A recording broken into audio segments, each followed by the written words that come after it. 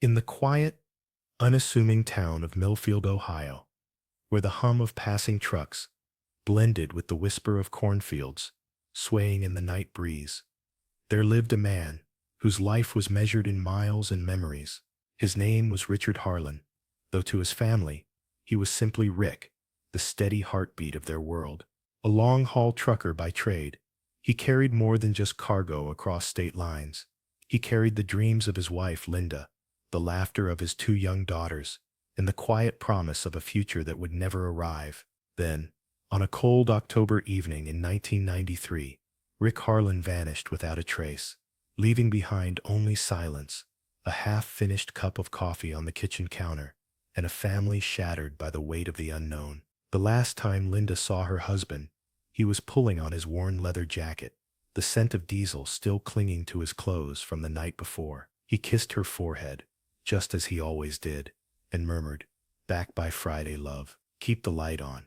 But Friday came and went. The phone never rang. The CB radio in his rig fell silent. And as the days stretched into weeks, then months, then years, the Harlan household became a shrine to absence. Photos of Rick smiling beside his rig, his favorite flannel shirt still hanging in the closet, the girls' school drawings taped to the fridge, each one a silent plea for a father who would never return. The police reports offered no answers, only more questions. His truck was found abandoned at a rest stop outside Pittsburgh, the keys still in the ignition, the engine cold. No signs of struggle, no traces of blood, just an empty cab, a logbook with its final entry scrawled in Rick's familiar hand. Heading home, always heading home. But home was where he never arrived. Theories swirled like the autumn leaves in the Harlan's front yard. Foul play, a secret life, even the desperate hope that he had simply chosen to walk away. Yet those who knew Rick best knew the truth. A man who called his daughters every night from the road, who sent postcards from every state he passed through, would never leave without a word. For 25 years, the Harlans lived in the shadow of that disappearance, their grief a quiet, gnawing thing. Linda kept his letters tied with a faded blue ribbon in an old shoebox, each one a fragment of the man she refused to believe was gone. The girls grew into women, their childhood memories of their father blurred by time, yet his absence a constant ache. And then, on a rainy afternoon in 2018, a call came. A storage unit, long forgotten, had been opened. Inside, beneath a layer of dust and time, was a sealed wooden box, and written across the top, in Rick's unmistakable hand, were the words, "For my family, to be opened only if I don't come back." What lay inside those letters was never meant to be read. Not then, not like this, but now, the truth waits, just beyond the fold of yellowed paper, ready to unravel the mystery that has haunted a family for a quarter of a century. And one can't help but wonder, what secrets did Rick Harlan carry with him on that final ride? What words did he leave behind, knowing they would only be heard in his silence? The road he traveled was long, but the answers, it seems, were closer than anyone ever imagined. Close your eyes for a moment and ask yourself, if you had one last chance to speak to those you loved, what would you say? And what would it take for you to never come home? The hum of the engine was his constant companion, a low, rhythmic growl that vibrated through the cabin of his Freightliner, a 1989 Classic XL, its peeling blue paint faded by years of sun and salt. He called her Blue Jay, not for her color, but for the way she carried him, swift and steady, across the endless veins of America. By 1993, he had spent nearly 2 decades behind the wheel, his hands calloused from gripping the steering wheel, his eyes sharp enough to spot a deer in the headlights, a half-mile out. But it wasn't just the road that defined him. It was the lives he brushed against in truck stops and diners, the stories exchanged over black coffee at 3 a.m., the way he'd scribble notes on napkins, promises to call home, reminders of birthdays he couldn't be there for. His CB handle was Long Haul, and the regulars on Channel 19 knew him by the cadence of his voice, deep, unhurried, the kind that made you lean in closer when he spoke. He'd check in with Mama Bear, a dispatcher in Albuquerque, who always slipped an extra sandwich into his logbook when he passed through. There was Rusty, the old mechanic in Omaha, who'd stay late to patch up Blue Jay's tired suspension, refusing payment with a wave of his grease-stained hand. And then there was the waitress in Flagstaff, the one with the silver locket, who'd leave his pie slice warm under the heat lamp because she knew he'd be the last to leave. These were his people, the ones who understood that the road wasn't just asphalt and exit signs. It was a lifeline, a pulse, a place where a man could be both invisible and known. But beneath the routine, something had shifted in those final months. His logbook, later found tucked behind the seat, held more than just mileage and fuel stops. The margins were filled with fragments, dates circled in red, names he'd never mentioned to his family, a receipt from a motel in El Paso, stamped June 12th, with a single word scrawled on the back. Soon. His brother would later say he'd sounded different on the phone that spring, his usual laughter replaced by a quiet urgency, like a man measuring the weight of his words before letting them go. And then there was the package, wrapped in brown paper, tied with twine, left in the glove compartment of Blue Jay the night he vanished. The postmark was smudged, but the address was unmistakable. For my girl, when she's old enough to understand. The last confirmed sighting was a gas station outside Reno, just past midnight. The clerk remembered him because he paid in exact change, counting out the coins with deliberate slowness, as if savoring the ritual. Security footage, grainy, time-stamped 3:17 a.m., showed Blue Jay pulling onto the on-ramp, her taillights swallowing the dark. No distress call, no skid marks, just the road stretching ahead, hungry and endless. And somewhere in the void between that exit and the next, he slipped through the cracks of the world, taking his secrets with him. Now, consider this. A life is more than its final moments. It's the sum of every diner booth where he lingered too long, every stranger who became a friend for the length of a coffee refill, every promise he carried like cargo, too heavy to unload. What does it mean to disappear when the echoes of your voice still hum in the static of a CB radio? When the people who loved you are left tracing the ghost of your route on a map, wondering where the road finally let you go? The answers, it turns out, were waiting all along, not in the silence, but in the words he'd sealed away, trusting time to deliver what fate had stolen. The highway stretched into the distance, now silent, where once it hummed with the steady rhythm of his 18-wheeler. But in the wake of his disappearance, that silence became a void, one that swallowed the laughter at family dinners, the promises whispered in late-night phone calls, the unspoken dreams he carried in his pocket like a talisman.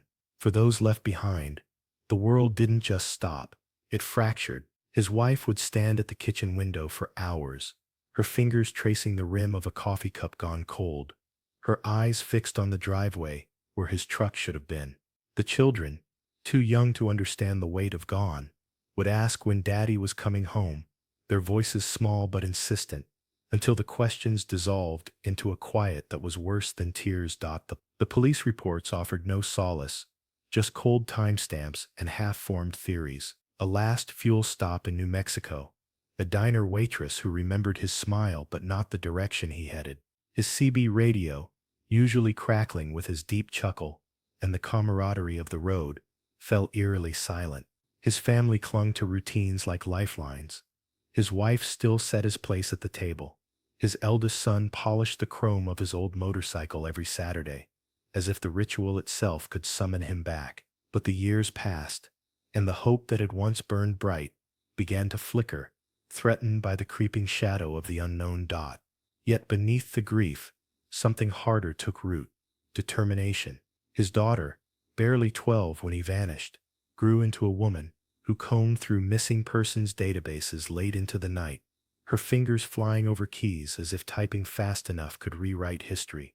His brother, a man of few words, retraced the last known route again and again, stopping at every truck stop, showing the same faded photo, asking the same questions, his voice rough, with a mix of desperation and defiance.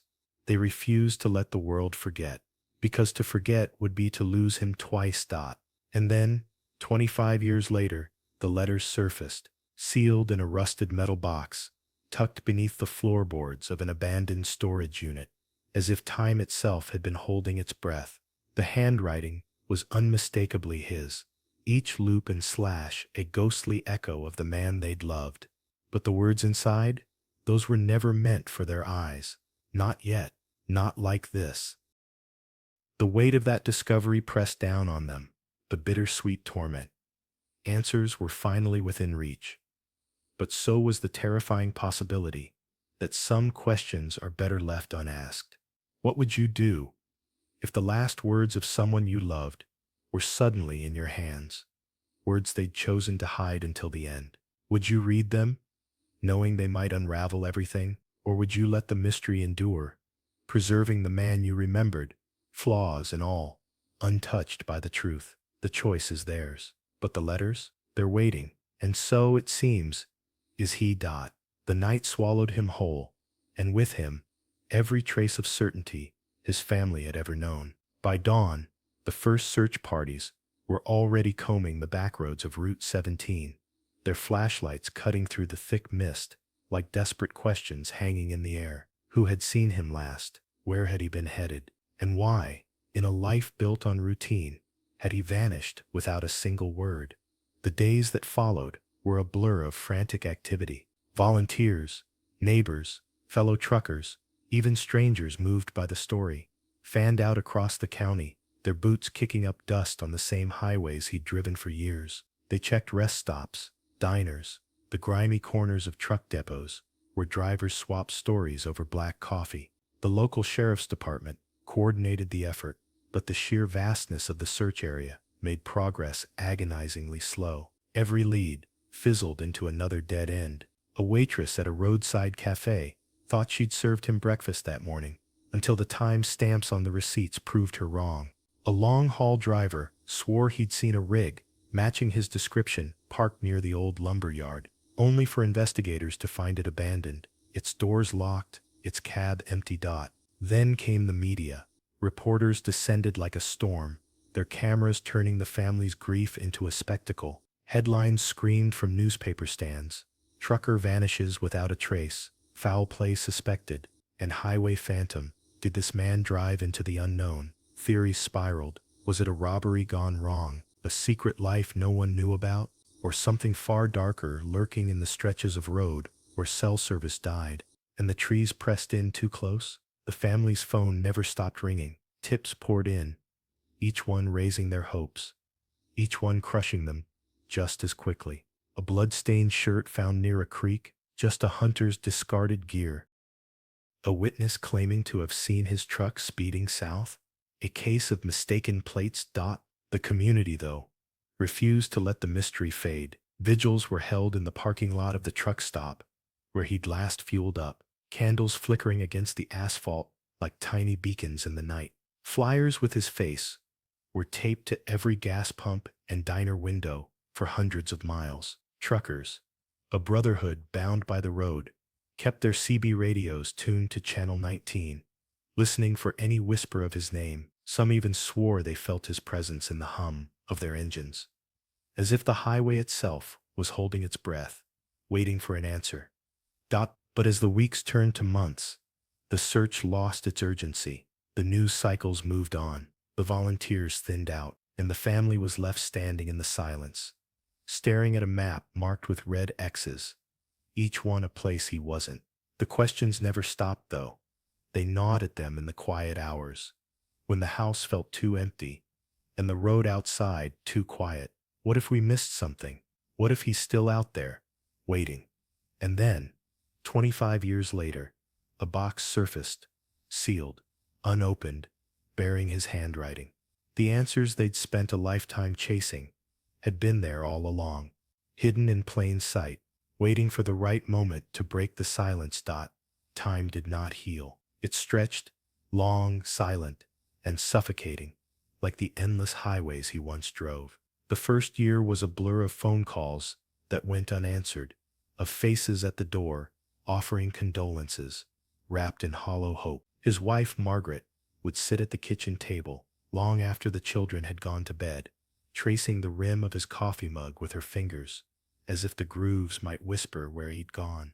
The scent of diesel still clung to his work shirt, hanging untouched in the closet. She refused to wash it. The children grew, but not past the absence. His son, barely 12 when he vanished, learned to shave by watching YouTube videos, his hand trembling the first time he pressed the razor to his throat, the way his father had taught him, in a memory that felt more like a dream with each passing year. His daughter, younger still, wrote letters she never sent, tucking them into a shoebox beneath her bed. "Dear Dad, today I got an A in math. Mom says you'd be proud. I don't know if you can hear me, but I'm talking to you anyway." The holidays became minefields. Thanksgiving dinners were served with an empty chair, a silent accusation. Christmas mornings were punctuated by the ghost of his laughter, the way he'd always pretended to be Santa, stomping around the house in boots too big for his feet. Birthdays were the worst. Margaret would bake his favorite cake, chocolate with too much frosting, just to slice it and let it sit, uneaten, on the counter, until it hardened like the grief in her chest. The searches had stopped by then. The news cycles had moved on. The missing posters, once taped to every lamppost in 3 counties, had long since faded to pulp under rain and sun. But the family, they were still searching, not with flashlights and bloodhounds, but in the way Margaret jumped every time a semi-truck downshifted on the interstate, or how his son would study the face of every gray-haired trucker at diners, just in case. They built lives around the hole he left behind, like a tree growing around a bullet, alive, but forever marked.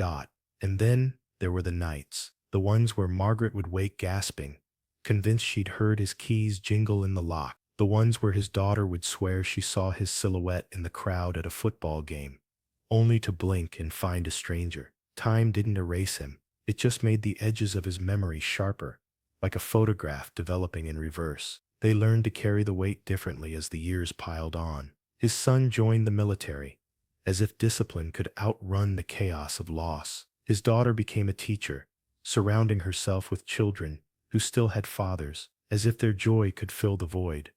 Margaret, she volunteered at a truck stop diner, pouring coffee for men who reminded her of him, their hands rough from the road, their stories always ending with "gotta get back on the highway."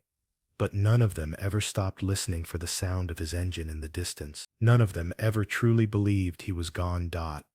And then, 25 years later, the earth shifted beneath them, not with a tremor, but with the creak of an old floorboard, the dust of a forgotten attic, and the discovery of a box that had been waiting all this time, waiting for them to be ready, waiting for the moment when the past would finally speak. The family had learned to live with the silence, with the hollow echo of a question that never found an answer. But fate, it seemed, was not done with them yet, because 25 years after the night he vanished into the endless stretch of highway, something emerged from the shadows of the past. The discovery so unexpected, so charged with the weight of what had been lost, that it would unravel everything they thought they knew. It began in the quiet decay of an old storage unit, its lock corroded by time, its contents forgotten by all but the ghosts of memory. The family had long since stopped searching, their hope worn thin by the years.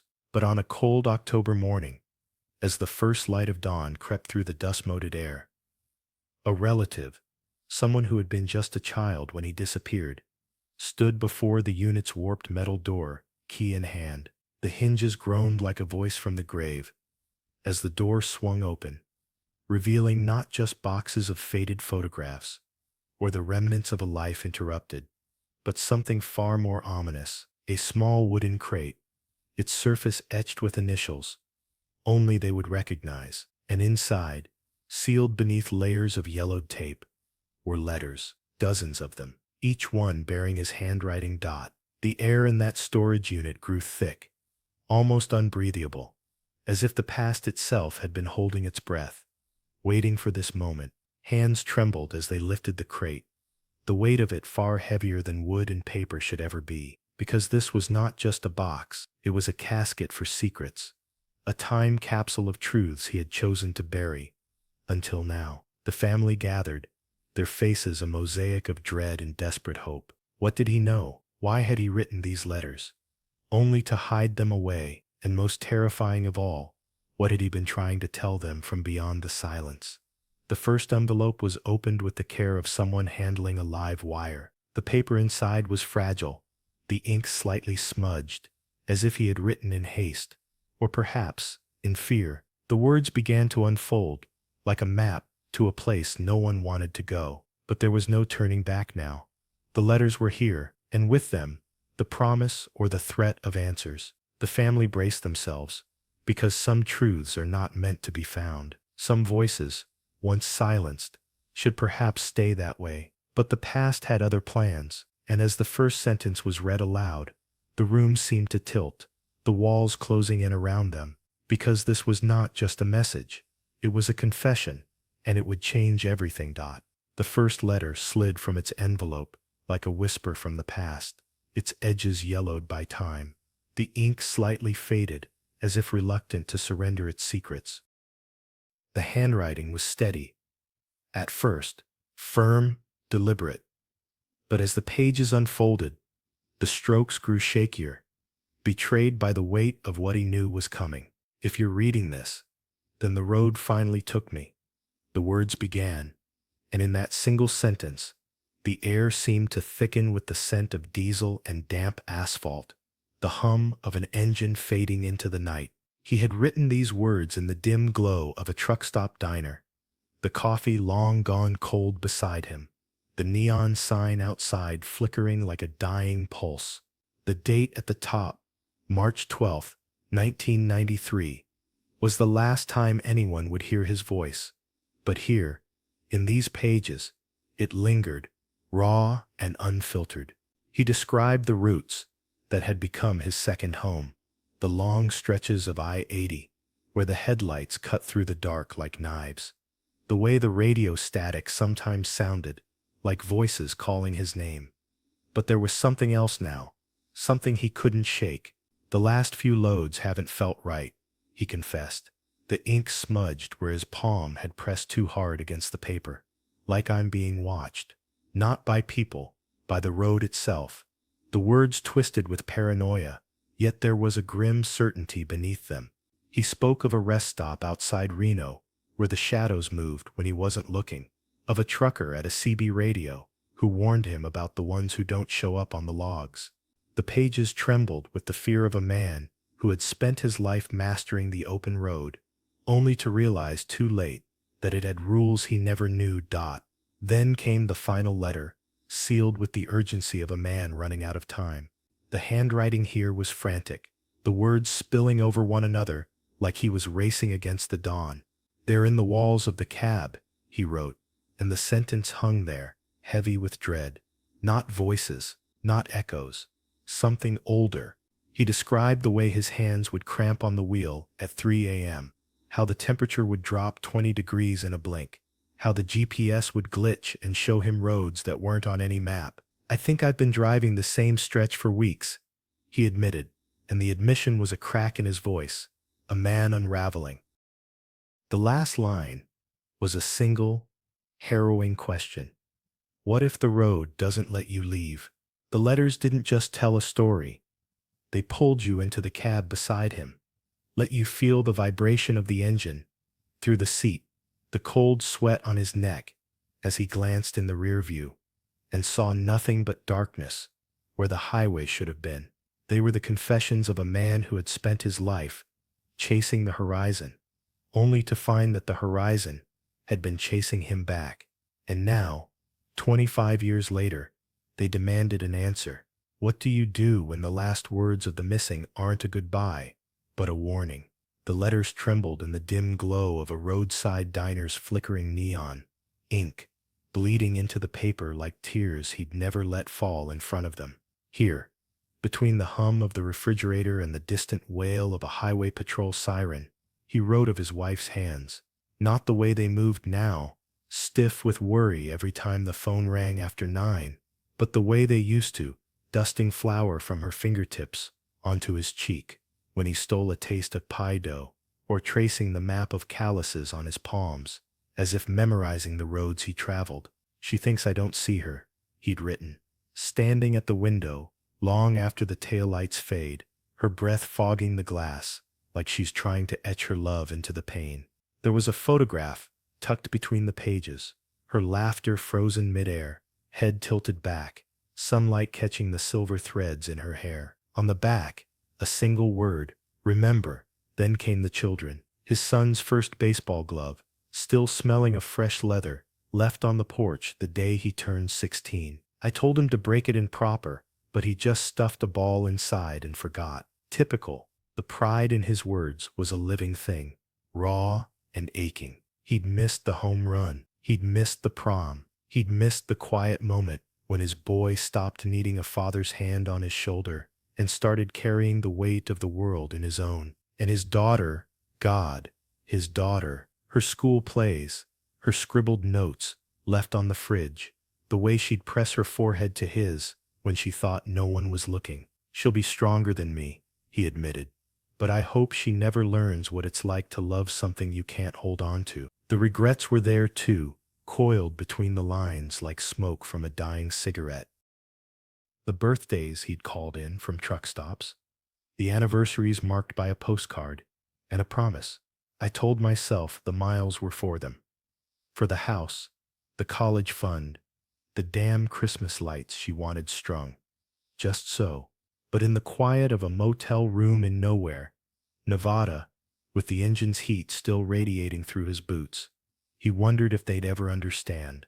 If they'd ever know that every exit ramp he didn't take, every load he pushed through exhaustion, was a love letter written in diesel fumes and sleepless nights.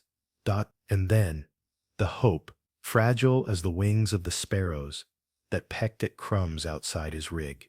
Tell them I saw the ocean once, just before dawn. Tell them the world's bigger than the space between us. He'd drawn a little map in the margin, a crooked line from their front porch to the Pacific, with X's marking the diners where he'd eaten apple pie, and thought of her recipe. Maybe one day they'll follow it, not to find me, but to see what I couldn't stay to show them. The last page was smudged, a fingerprint in the ink, a pause, a man pressing his palm to the words, as if he could push his voice through the years. If you're reading this, he started, then stopped. The sentence hung there, unfinished, like his life, like the stories he'd never get to tell them. What do we owe the ones we leave behind? Is it enough to love them in the dark, where they'll never hear? Or is love only real when it's loud enough to echo? The letters don't answer, they only ask. And 25 years later, his family would finally have to listen. The letters lay spread across the worn kitchen table, their yellowed edges curling slightly, as if resisting the weight of 25 years of silence.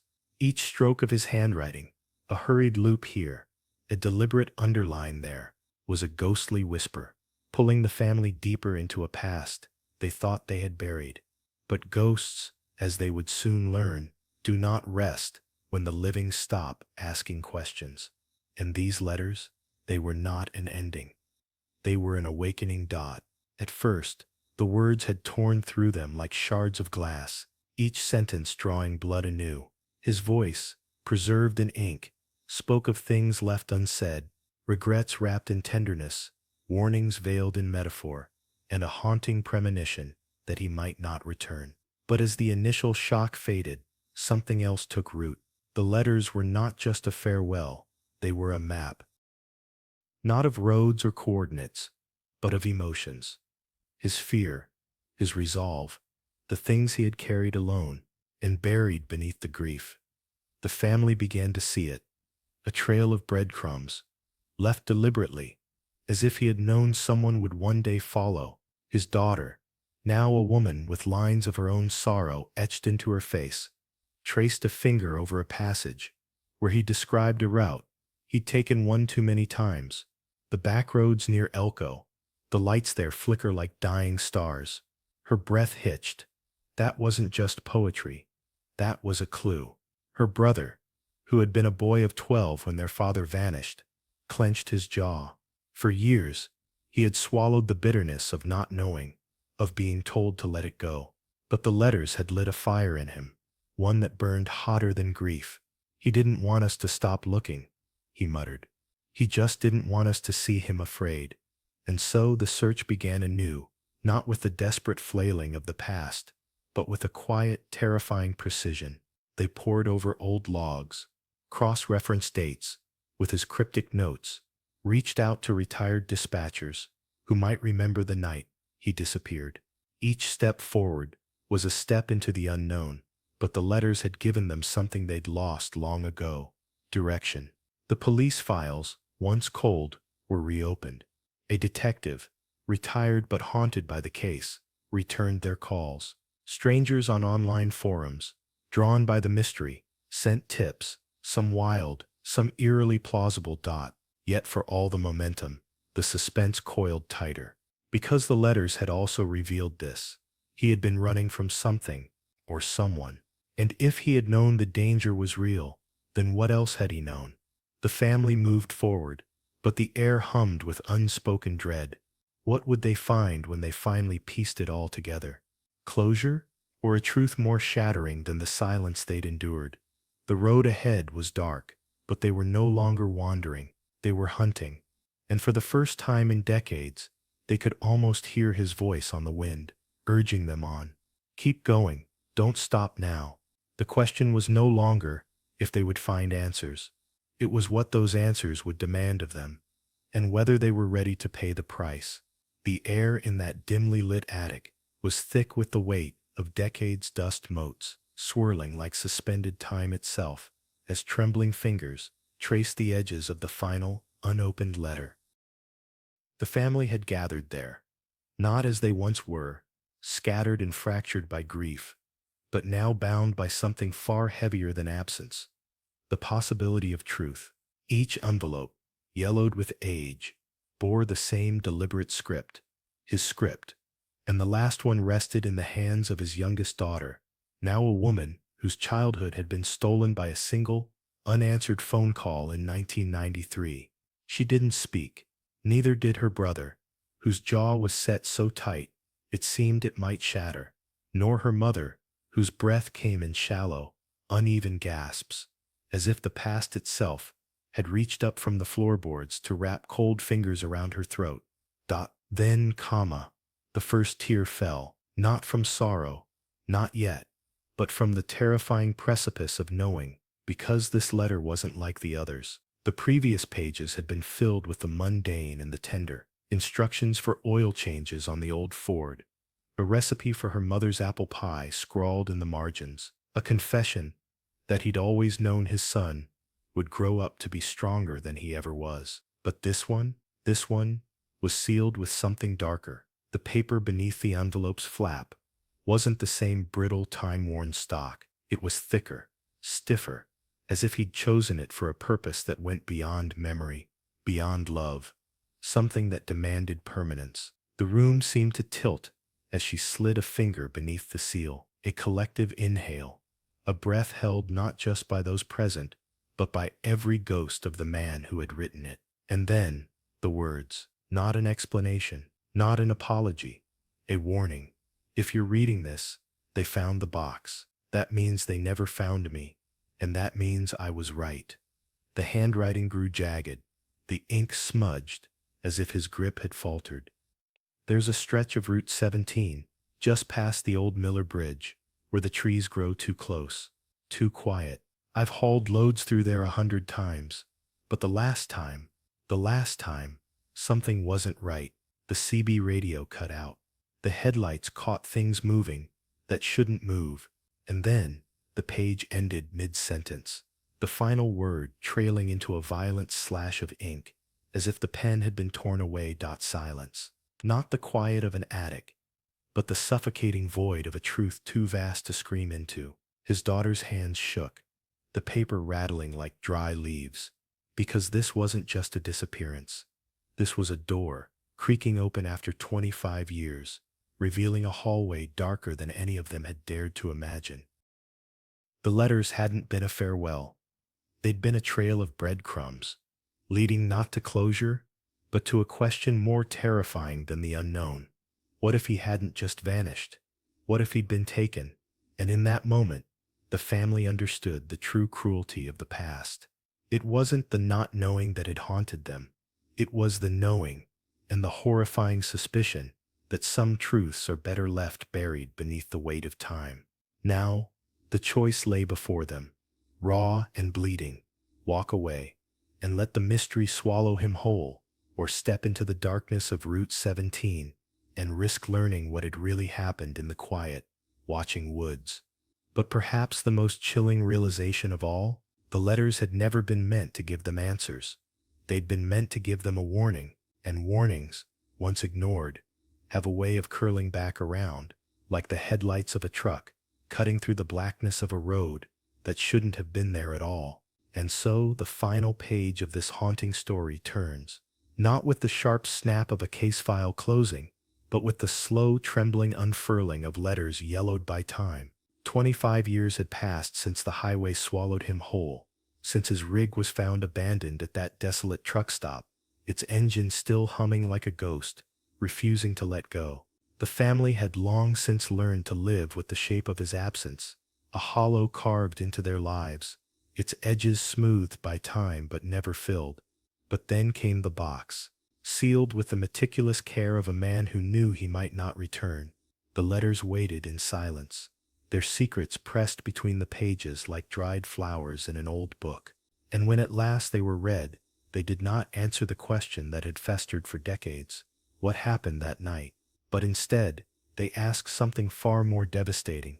Did you ever really know me at all? His words were not the frantic scribbles of a man in terror, nor the cold calculations of someone planning an escape. They were something stranger, something heavier, the measured confessions of a life lived in parallel. He wrote of the roads that had become his only confidant, of the miles that stretched like a penance between the man he was and the man he feared he'd become. There were apologies, yes, but not the kind one expects. He did not beg for forgiveness for leaving.